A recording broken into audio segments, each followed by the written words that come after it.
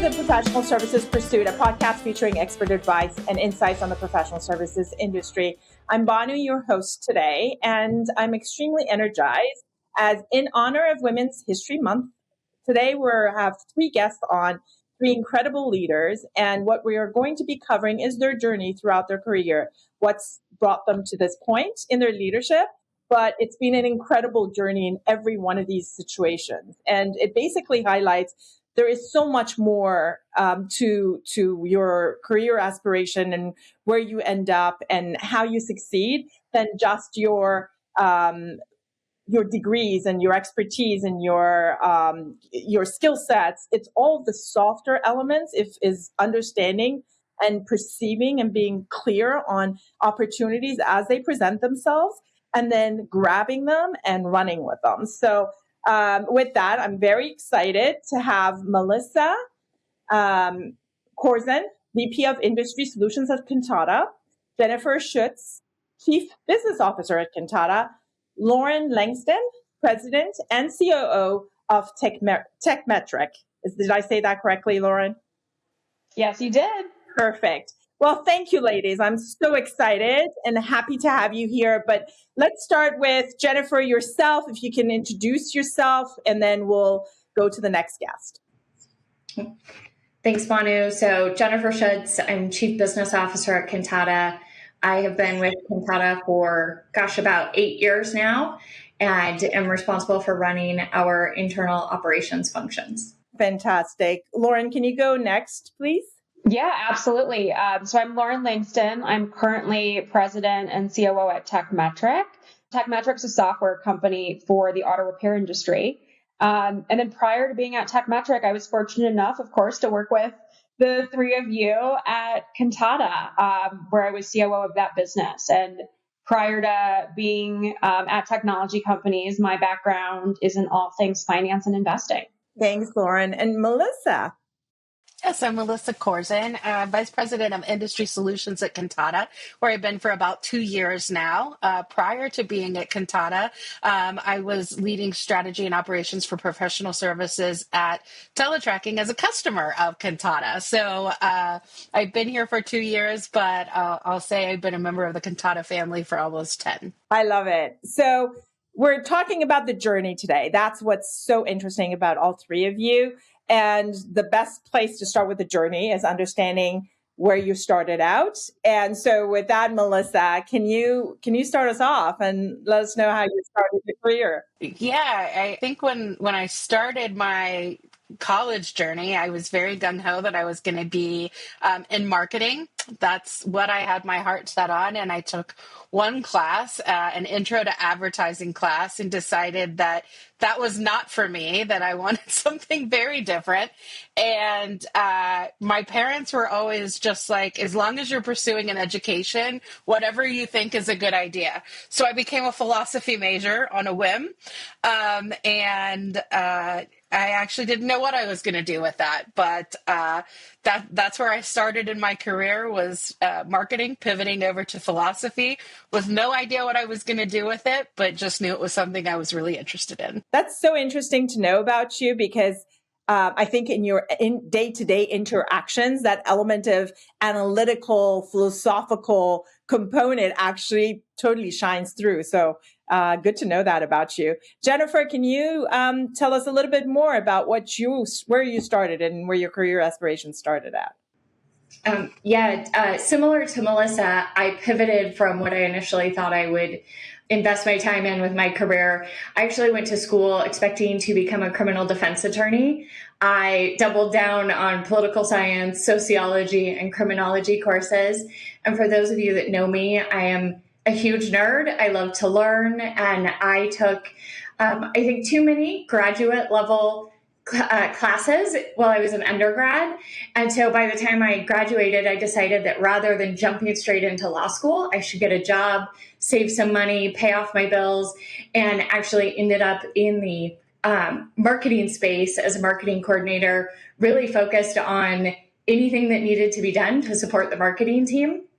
And I would say it took me maybe 6 months to realize I'm legitimately terrible at marketing, but I am really good at organizing and project management.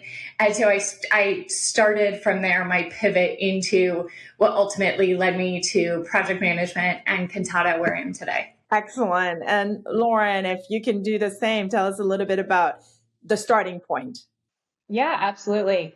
So when I was in college, I was part of a business program where I felt like every student I was in class with wanted to pursue a career on Wall Street. And because everybody else wanted to do it, I decided that I too wanted to pursue a career on Wall Street. So I started my career in investment banking. And while I'm super appreciative for having started my career there, what I learned, the opportunity to study different businesses, I definitely landed in that first job more out of luck than out of true intention. I did not end up there by being, curious or reflective about what I was interested in. It more came from social pressure, if you will.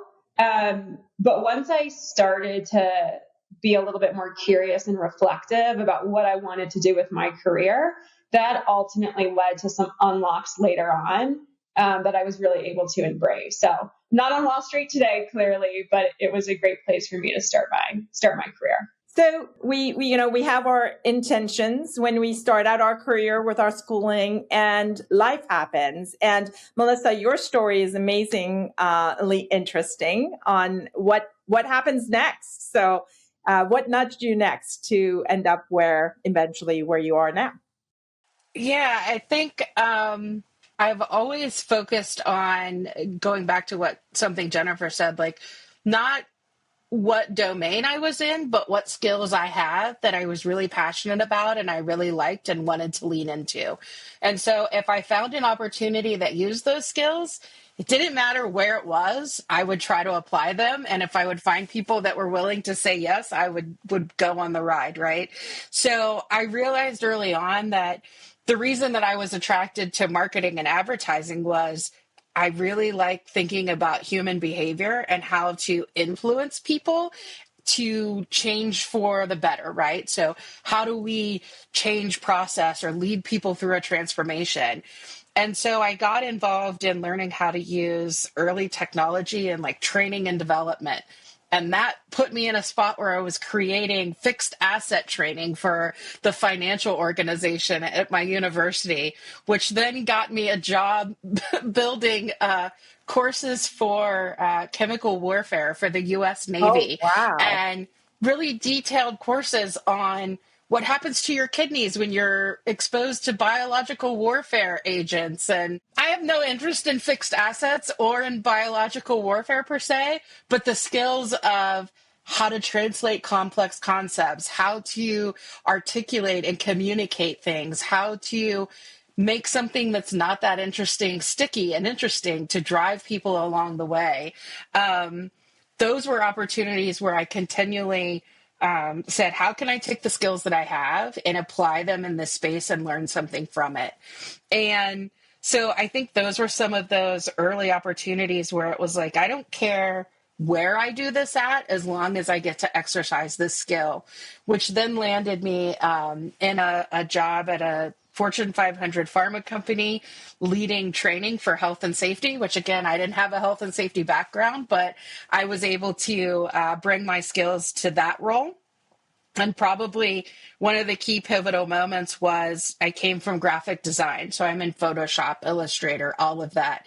So naturally, everyone thought she knows how to do PowerPoint. I had never used PowerPoint before. And the head of our department came in, who I was several layers under at the time. He was preparing for this massive company presentation in Vegas in front of the entire company. And he said, hey, I need you to help me make this PowerPoint. And I was like, oh, of course. Like, I'll just jump right in and do that. Wasn't going to tell him that I didn't know how to work PowerPoint. So I ended up spending a lot of time on this and helping him. But I used those skills of storytelling and that sort of thing. And to this day, I will run into people. That's been a lot of years ago. Just say, I will run into people that say, I remember when you helped do that presentation for so and so way back when, and how amazing that was. And just, those strange little opportunities that small moment then got me invited into so many more things. I'll just never forget, like, help me do this PowerPoint, translating into, I need to prepare a board deck, which translated into, are you sure that's how you want to say that? Or should we really be doing this? Right? Like, suddenly I was in conversations I probably didn't have any business in being in, but I flexed a skill and it was useful. So that then led me to go follow a whole bunch of different things, which landed me where I am today. That's amazing story. Lauren, I know you have similar a similar eye open to opportunities that present themselves, and you've taken different paths down your journey. So if you can tell us as well, like what triggered it and what nudged you to that direction. Yeah, absolutely.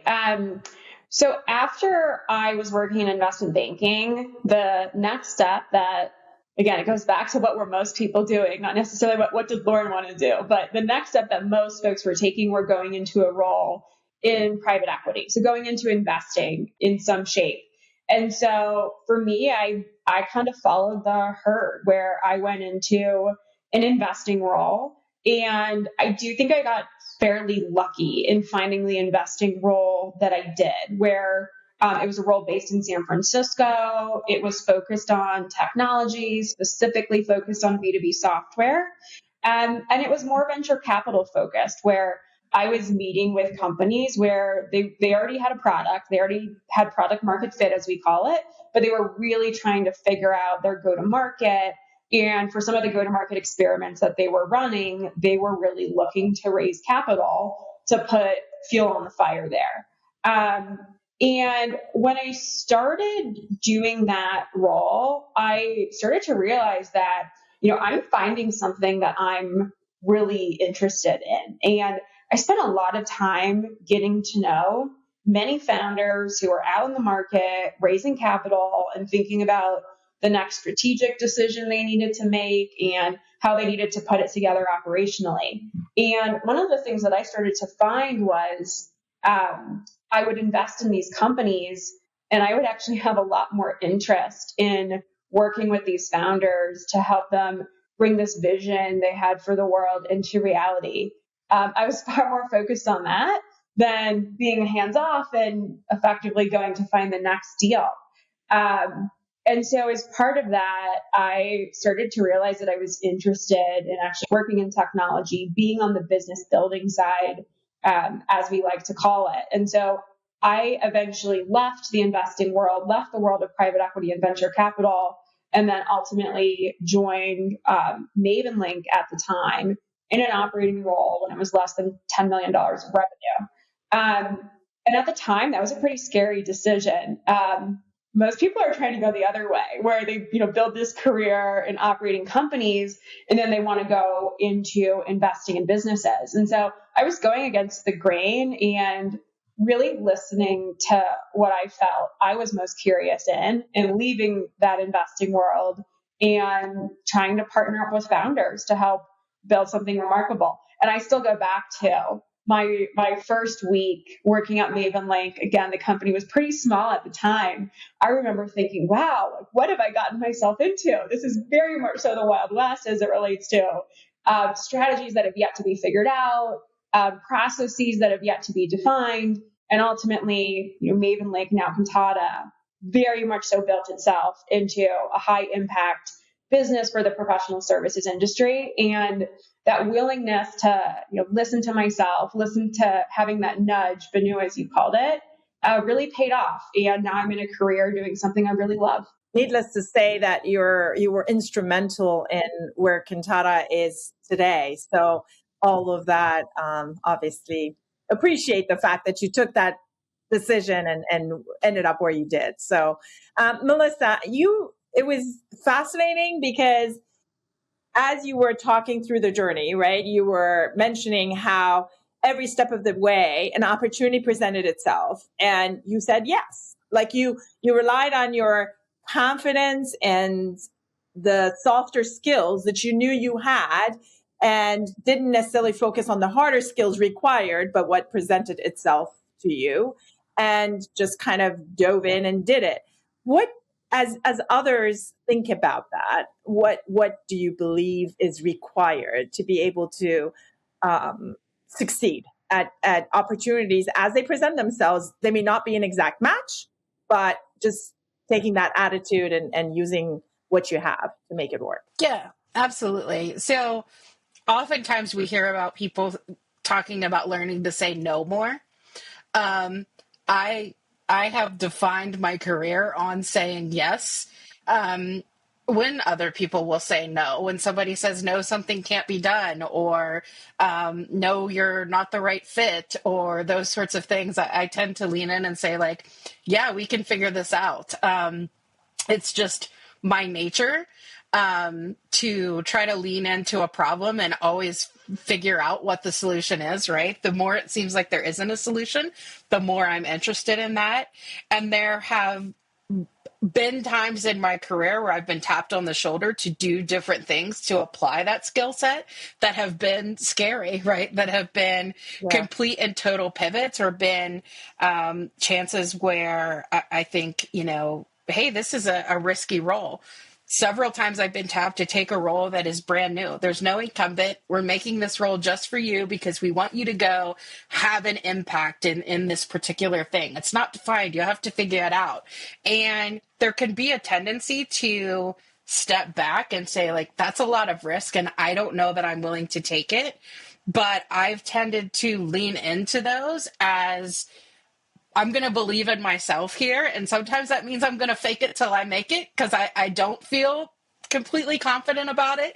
It can be scary, but I'm going to lean into that risk and have enough confidence and faith in myself that I'm going to figure out how to make it work, or we're going to go on another pivot and end up somewhere else. Right. And I think every single opportunity I've had where I've said yes, and there's been very few where I've said no, have led me to a point where I've grown in unexpected ways. I've learned things that I never thought that I would be learning, or where I've tapped into a capability that I didn't quite know that I had, that other people have seen in me and said, we want to pull that out of you. And so that can be really hard to take, sort of, that leap of faith, or to have the confidence to say, I don't know exactly what this looks like. I've never tried this before and I don't know if I'm going to be any good at it. But it's led to some really amazing opportunities for me. So I encourage people to find a way to say yes when you can, and to turn down that voice that says, what if it doesn't work out? What if I'm not good at it? What if I don't have the skills that I need? And just believe that you do, and you'll figure it out, and you'll rise to the occasion. I love that. And in this next question, I'm going to target Jennifer, but both yourself and Lauren. But I'll start with you, Lauren, on this question. In terms of, Melissa just talked about skills and lack thereof or not that supports you in succeeding in the position. What are the core technical skill sets or interpersonal softer skill sets you think have supported you in getting you to where you are today? Yeah, absolutely. Melissa, I do want to pick up on where you left off, though. This idea of you may not have done something before, but you have to have this belief in how you approach decision making, problem solving, harnessing opportunities. I think it's really easy for us, especially early in career, to think there's an answer in a textbook to every problem we solve in executive level roles. And that was certainly something I thought. I'm like, oh, if I haven't solved this problem before, I shouldn't be the one ultimately solving it. I was very much so a mindset I held when I was early in my career. And now when I look back, I'm very much so the type of leader who knows this is how I approach decision making. This is how I approach problem solving in different aspects. And I know when those types of mindsets and those types of approaches can be helpful for problems that I can't even foresee today. So Melissa, I love that you bring that up. I think it's such good advice. Banu, specifically as it relates to skill sets, I think one thing that served me well early in my career was really understanding the system, the machine, the business, if you will, that I was a part of, and my customer's business in the same way.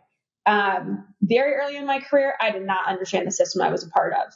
And so it was really easy for me not to have vision for how my role ultimately impacted this broader system that I was a part of. But once I started to understand this is the company I'm a part of, these are the levers that matter most in this business, it really helped me connect the work that I was doing to my overall impact. And that really accelerated my career. I think I was able to take it to the next level when I started to apply that same way of thinking to the customer's business as well. So understanding what are the results that they ultimately care about most, whether it's a professional services business or an auto repair business. At the end of the day, our customers do not buy our software for the heck of it to use it. They buy our software in order to get results. And I find that the more I can understand the system I'm a part of, the more impactful I can be. And then on the soft skill side, I definitely went through a long journey on figuring out what was my authentic leadership style or my authentic presence. And early in my career, most of the leaders that I worked for were men who were quite a bit older than me. They were fantastic leaders, but their style is different from my style, and it should be. And it took me a long time to figure out that I didn't have to emulate and match what they were doing. It's pretty awkward to watch Lauren try to pretend to be a 55-year-old male, for what it's worth. And so once I started to figure out, okay, here's how I can show up authentically, I was able to make a breakthrough as a leader, because I really feel like at the end of the day, the people who were leading, we owe it to them to be authentic, to be transparent, to treat people like adults as leaders. And when you're trying to be somebody who you're not, or you're trying to try on somebody else's leadership persona, it's really hard to have that breakthrough. I love that. And I've experienced it firsthand. So we miss you, Lauren, but besides that. Thank you, Banu. I miss you. Jennifer, do you want to pick up from that? Because I know you've got your own perspective on this. Yeah, I would say similar to Lauren, early in my career, it was very much about understanding the technical skills. So what are the processes I'm working in? What are the systems and tools I'm using, as well as core business tools like Microsoft Office or Google Suite? How do I collaborate and communicate using business tools in a way that I really hadn't experienced at the same level through college? And then as I have really evolved and grown in my career, that focus and that requirement has shifted from being the technical expert to now being more focused on the interpersonal side and communication. So looking at communication, not just as a vehicle for communicating information, but conveying how my message is received, how it's understood, and is it understood the way I'm intending to convey it? So that means I now need to adapt my communication based on my audience, whether it's speaking with a different function, a different type of leader, or an external partner, and being clear and relevant and intentional about what I'm trying to say while avoiding unnecessary complexity. And I would say, as I have continued to evolve in my career, it has become clear to me that at its core, effective communication is really around meeting people where they are, not necessarily where I am. So explaining a business problem to your boss is not the same way that you would explain it to a child. And if you can acknowledge that you would explain complex problems differently to different audiences, it really helps you step back and understand, if I'm explaining a problem to a project manager, that might be, I might explain it differently to somebody in customer success. And I might need to tailor my message so that it resonates with the individuals I'm communicating with and really drives the right outcome and behavior. And to Lauren's point, it's really about who am I trying to be as a leader? What am I trying to emulate? And how do I communicate that to those around me? Yeah, a lot of what we've discussed has been leadership journey, irrespective of the fact that you are all successful women in leadership. But I just want to focus, because I know you've discussed with me situations where being a woman in positions of leadership, you've had to navigate situations because of the fact that you were you were a woman. So if you can share some of that, that would be very helpful. Yeah. So earlier in my career, I spent a number of years leading corporate events. And in one situation, I was working through a large production. We're talking a $200,000 production budget for a 500-person conference. And I was really struggling to work with the production team. My emails were going unanswered. Meetings were really inefficient. The work that needed to be done wasn't getting done. And so I started engaging with some of my peers and colleagues on the project to ask for feedback as to how I could be more effective working with the production lead.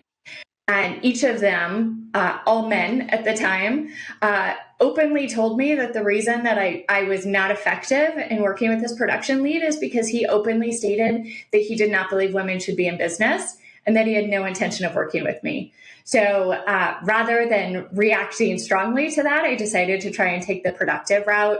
I met with him privately. I let him know that we needed to have a productive working relationship, and that if we couldn't have a productive working relationship, I would find another production lead that I could work with. I don't think he took me seriously. He continued to engage the same way. He was non-responsive. And so a few weeks later, I fired him, hired somebody else that I had a great working relationship with, and was able to execute a number of conferences over the then preceding years. Yeah, that's a great story. And Lauren, I go back to something you said a bit earlier, because I've had to experience that as well, is that when I was coming out through my career, I had a lot of men who were leaders, my leaders. And I love the fact that you shared, you had to develop your own authentic way, not because you had mentors or coaches necessarily that match that authentic way, but you had to kind of go on self-discovery and get comfortable with what that was. So that being said, how has definition of what success or work-life balance evolved for you as you've moved through your career? Yeah, absolutely. The most transformational thing that has happened in my life that's defined that, or redefined that, I should say, is becoming a mom.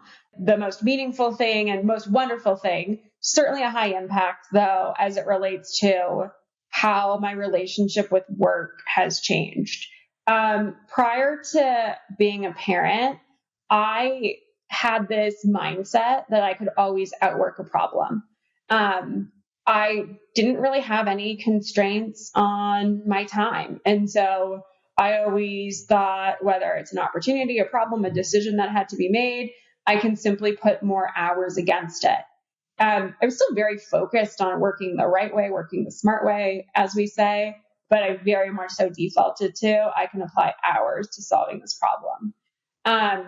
My approach is different now. I definitely have more constraints on my time. And one of the things I'm very aware of is I feel like I give the companies I'm a part of, the teams I'm a part of, my best energy. I also want to make sure that I'm giving my husband and my son my best energy too. And so I'm simply more thoughtful about where I'm ultimately spending my time. And because I have more constraints on my time now, I have a stronger personal operating rhythm. I'm better as it relates to how I think about managing the big rocks and the small rocks and the proactive stuff and the reactive items that ultimately come up. I'm also better about thinking about where my effort is going. So if I'm making a decision in the business that's highly consequential and irreversible, that's a place where I'm slowing down and spending a lot of time. Whereas if I'm working on something that's not going to be nearly as high stake, I'm taking a much more rapid experimental approach to it. And I by no means think that you need to be a parent in order to have a great personal operating rhythm, have a great decision-making framework, or know how to experiment well. But for me, being a parent has helped me do those things so much better. And in doing so, I'm able to teach other division leaders, other leaders across the companies I've been a part of, how to apply that to make them more effective leaders as well. That's great. Thank you, Lauren. This last question, I'm going to go around, but I'm going to start with you, Melissa, on this one, because I'm truly interested. It doesn't sound like you've had doubts or setbacks, but I have to ask you, where in your career have you had doubts and setbacks along the way, and how the manner in which you dealt with it, how did that help you get to where you are today? So I have had doubts. I have had my share of doubts and setbacks along the way. I would say that maybe my uniqueness is, I guess one of my personal philosophies is like, you cry, you scream, you have your fit for 10 minutes, and then you put it behind you and you move forward, right? Like I'm not someone who's going to dwell on something for too long, right? I think, not to reveal the cards too much, but I just started a new role in the last 6 months, and I was working for Jen Schutz at the time, right? And was sort of tapped on the shoulder and said, "Hey, we think this is a good opportunity. Like, let's lean into this." And I had doubts, right? I've talked to Jennifer about this. Like, I'm taking on a role that I haven't done before, right? And I think going back to like trusting in the skills that you have and solving a problem that you've never solved before, right? Like, I've never done this role before. Am I going to be able to do what's needed to lead the team? Do I have what it takes, right? And I think everybody has those moments where they think, do I have what it takes? And sometimes it means just putting one foot in front of the other. But I think it also means going back to the question before, like changing your definition of success sometimes too, right? Like, if your definition of success is being the smartest person in the room and you're put into an unfamiliar situation, that's really going to knock you way off balance, right? Because it's hard to recover from that. But if your definition becomes, building a successful team, setting a strategy, driving transformation, those are transferable skills that you can apply anywhere. And so I think when I have those doubts, it's for me about coming back to the core of, what are my superpowers? How can I apply them in this situation? And also having a really strong network of people that you can go to and say, here's where I'm at. This is how I'm feeling. What if that is real? And what if that is just an emotional reaction to the current state? And you've been through this before. Tell me what you learned, and having that network of people that can help you work through that, right? So I think aligning on what success looks like and framing it in a way that's going to help you get through that, not dwelling on it for too long, and having a network of people around you that are going to not just be a cheerleader for you, but help you ground in where you are and figure out how to go into the future.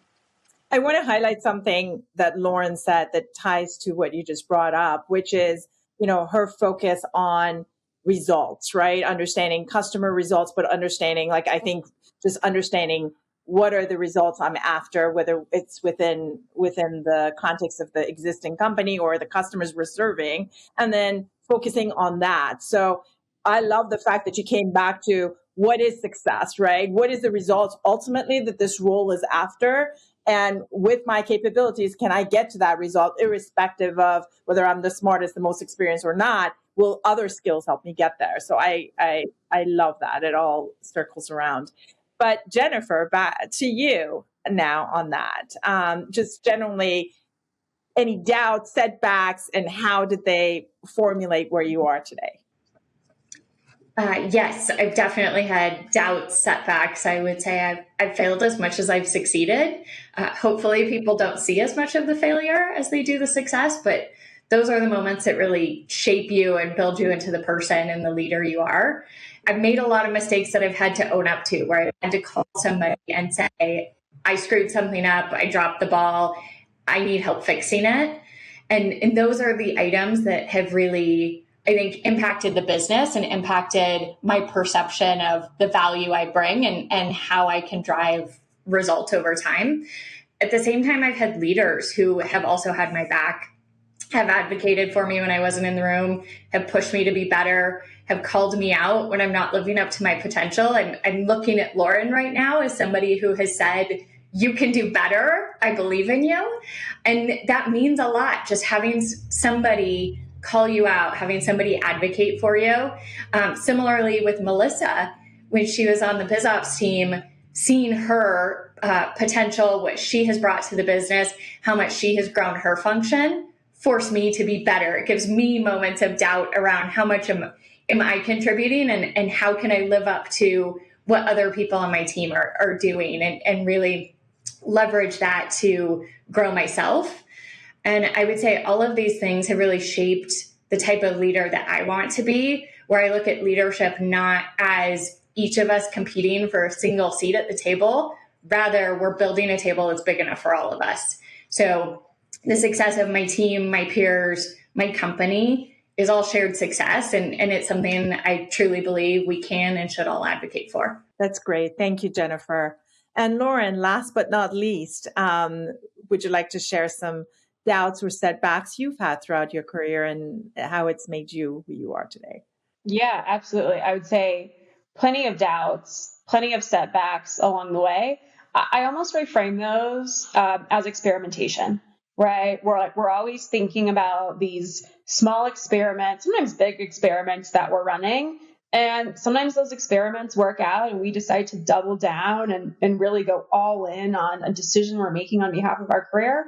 Or sometimes those experiments aren't working out and we ultimately take the learning from that and apply it to how we craft our career moving forward.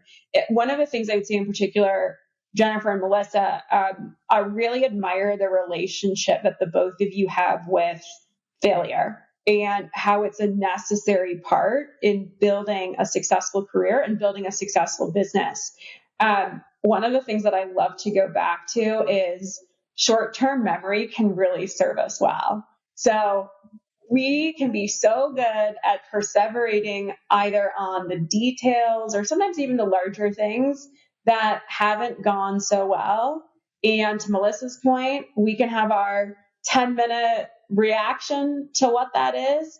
And then we're often better off moving on. Jennifer, throughout the time that we've worked together, you've talked about rumination, right? And how rumination generally doesn't serve us, right? And it goes back to this idea of we need to be forging forward and short-term memory can really serve us. When I think about one of the doubts I had at a pivotal point in my career, I was making a decision about did I want to go down the CFO path or did I want to go down the COO path?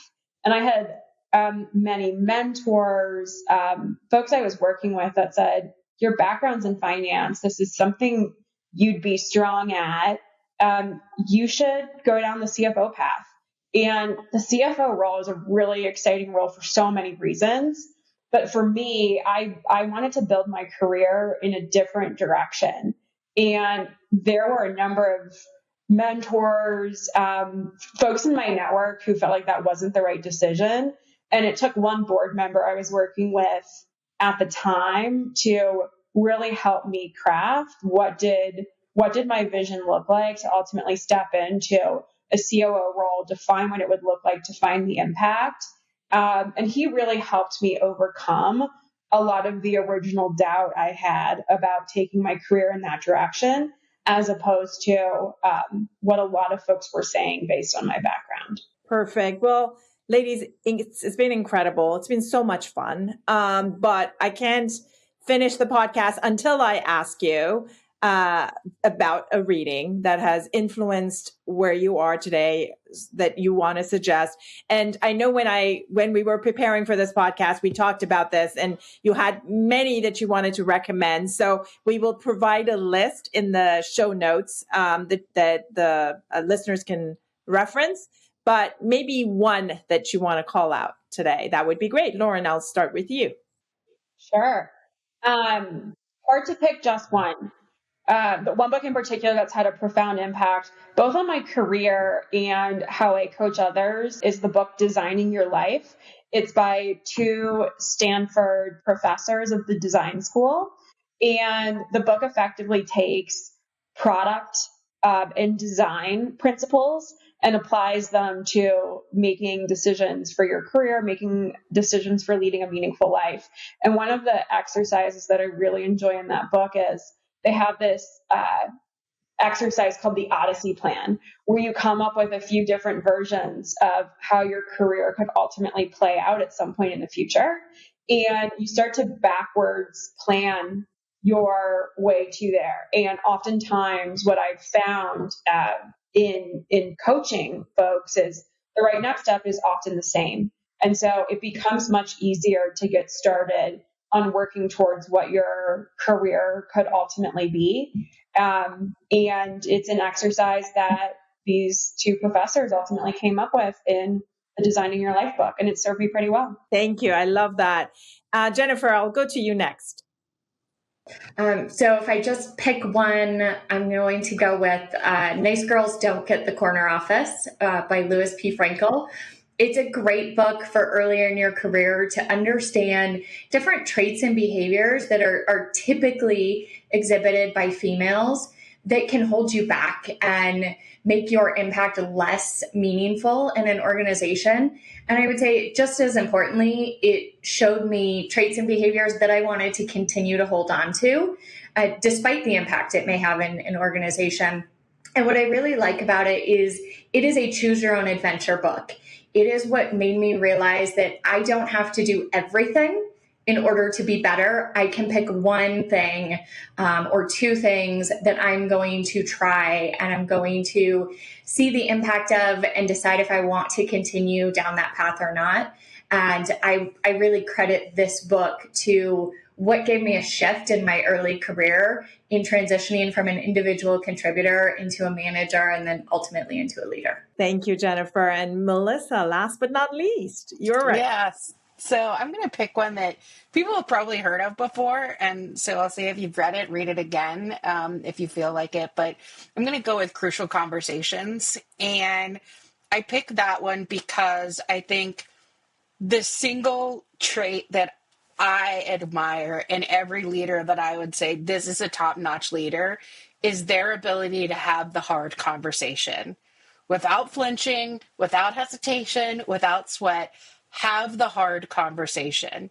That didn't come naturally for me in my career, right? I was a person that would lean into difficult conversations timidly, avoid them, talk to other people about them, but not address them head on.